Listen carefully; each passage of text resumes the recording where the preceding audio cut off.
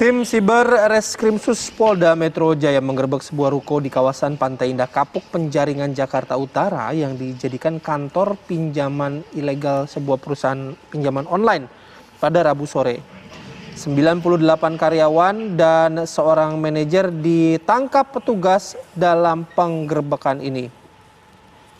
Para karyawan yang berjumlah 98 orang mempunyai tugas masing-masing, diantaranya sebagai reminder atas utang yang hampir jatuh tempo dan juga penagih utang yang sudah jatuh tempo. Bahkan ada juga karyawan yang bertugas untuk mengintimidasi para nasabah yang belum membayar utang mereka.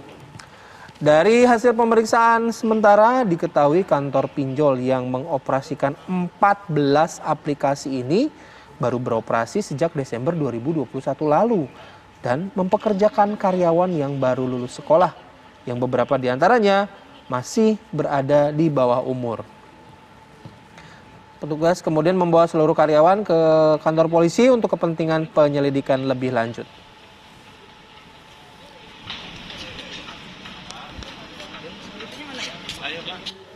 Oke, ini kita sudah terhubung bersama dengan pengamat sosial Mas Tantan Hermansyah. Selamat pagi Mas Tantan.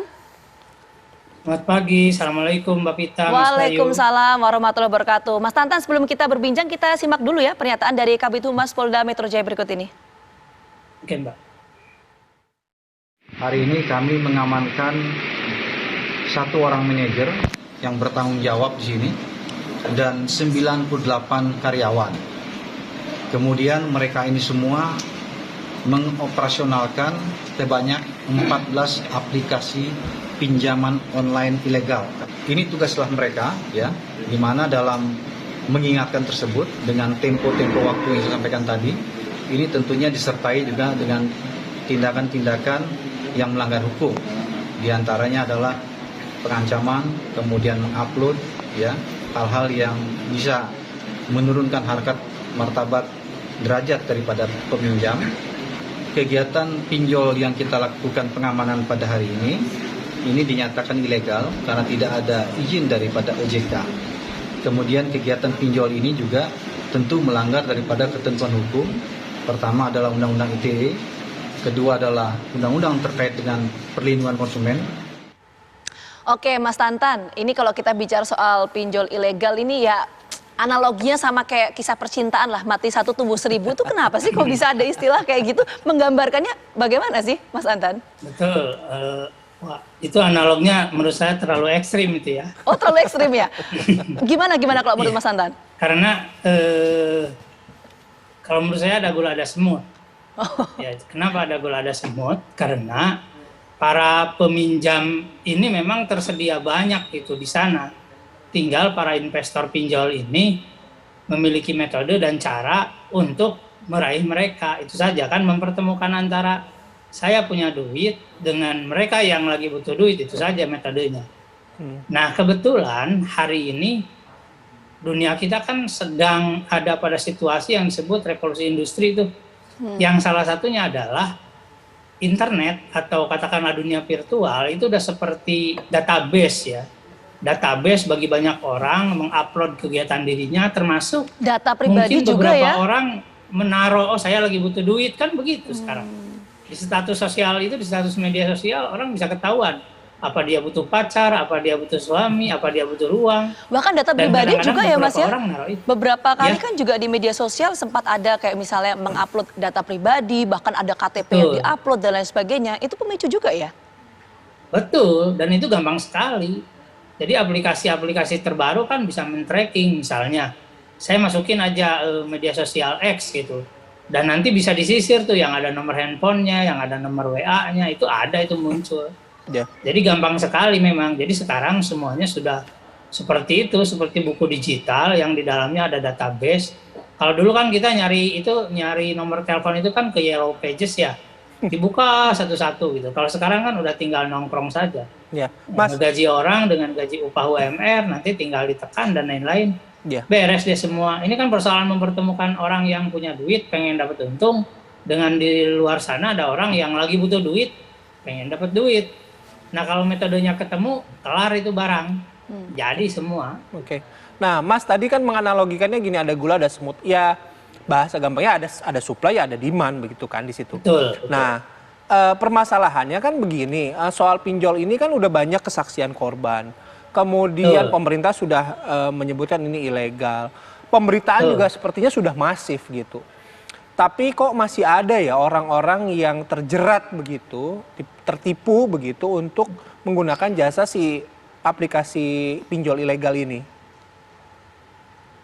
PR pemerintah adalah kalau tetap mau mempertahankan instrumen pinjol sebagai salah satu sarana untuk menciptakan finansial inklusif adalah mengkampanyekan pinjol yang legal lebih masif lagi.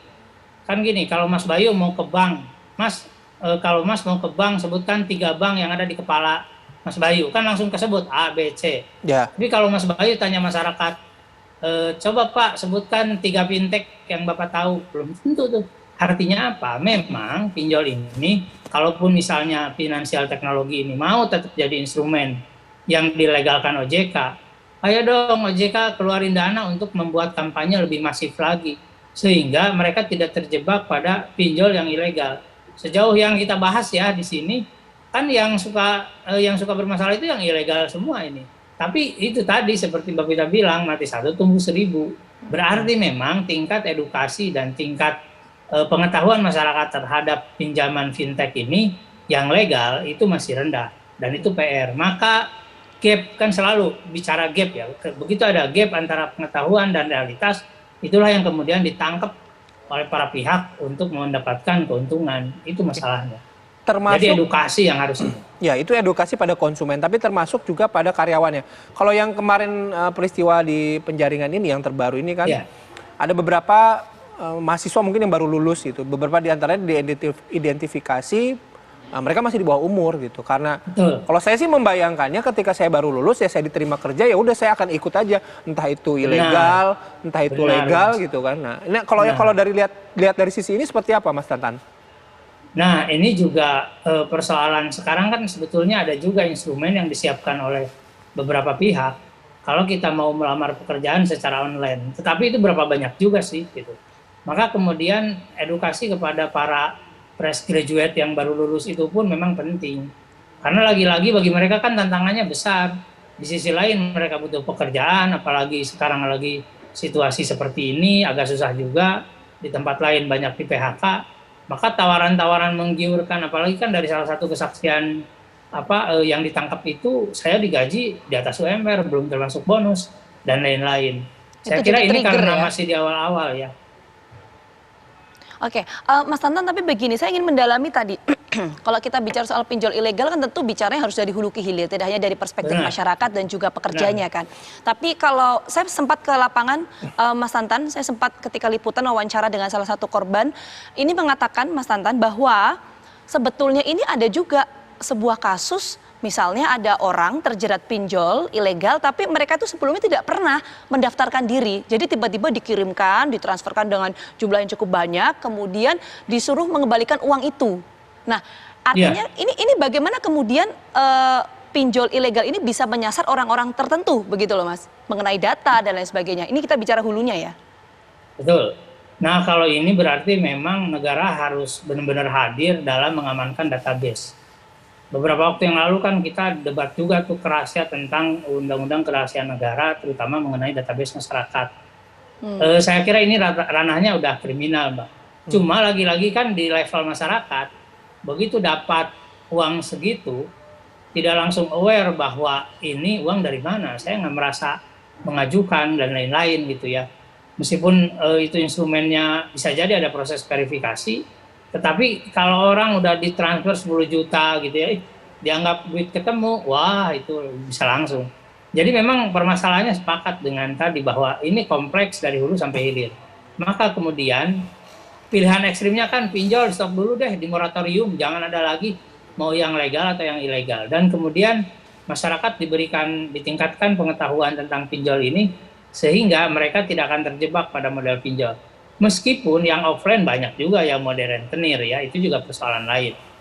Saya kira begitu, Mbak. Oke. Memang dari hulu sampai hilir harus dibereskan. Oke. Termasuk ini PR besar pemerintah karena perputarannya kan sangat tinggi untuk Besar. fintech ini. Tapi sekali lagi Mas, ini gimana ya saya menganalogikannya begini.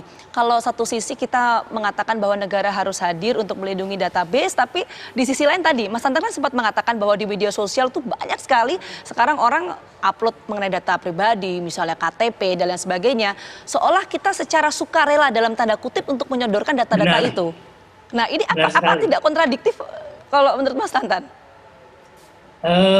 Ya kalau level negara kan misalnya bisa saja dia memberikan perintah kepada para pemilik aplikasi di mana media sosial itu ada, misalnya sebagian fiturnya ditutup bisa aja kan, gitu. Misalnya tidak boleh mengupload hal-hal yang itu dan yang dilarang gitu seperti data KTP dan lain-lain. Gitu. Di sisi lain kemampuan negara itu memang dituntut seberapa kuat sih untuk menginstruksikan para pemilik jaringan sosial atau media sosial itu untuk menaati itu. Memang ini PR besar bagi semua.